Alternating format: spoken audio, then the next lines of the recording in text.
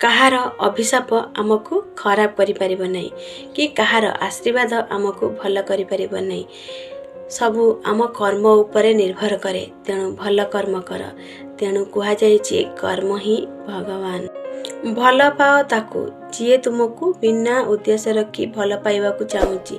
କାହିଁକି ନା ଏ ଦୁନିଆରେ ଭଲ ପାଇବା ଲୋକ କମ୍ ଓ କଷ୍ଟ ଦେବା ଲୋକ ଅଧିକ ମିଳିଥାନ୍ତି। ଚେହେରାକୁ ସମସ୍ତେ ସୁନ୍ଦର କରନ୍ତି, ହେଲେ କେହି ହୃଦୟକୁ ସୁନ୍ଦର କରନ୍ତି ନାହିଁ। ସମୟ ମିଳିଲେ ଥରେ ହୃଦୟକୁ ସୁନ୍ଦର କରି ଦେଖନ୍ତୁ। କାରଣ ଏ ଦୁନିଆରେ ସୁନ୍ଦର ଚେହେରା ତ ମିଳିଯିବ, ହେଲେ ସୁନ୍ଦର ହୃଦୟ ମିଳିବା ବହୁତ କଷ୍ଟକର ହୋଇଥାଏ। ଆଜିକାଲି ଲୋକଙ୍କୁ ସମୟ ମିଳୁନି ଭଲରେ ଟିକେ କଥା ହେବା ପାଇଁ, କିନ୍ତୁ ରାଗିବା ପାଇଁ ଆଉ ସହ ଗାଳି ଦେବା ପାଇଁ ଠିକ୍ ସମୟ ମିଳୁଛି।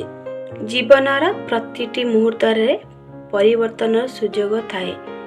ସମୟ ସହ ତାଳ ଦେଇ ଚାଲିବା ବା ନିଜକୁ ପରିବର୍ତ୍ତନ କରିବା ହିଁ ଜୀବନ। ଯଦି ମଣିଷ କିଛି ଭୁଲ କରୁଛି ତାକୁ ଗାଳି ଦେବା ପରିବର୍ତ୍ତେ ବୁଝାଅ। କାହିଁକି ନା ଗାଳି କଲେ ମଣିଷଟି ଚିଡ଼ିଚିଡ଼ା ଓ ରାଗିଯାଏ। ବୁଝେଇଲେ ସେ କିଛି ଶିଖିବାକୁ ପାଇବ ଆଉ ବୁଝି ବି ଯିବ।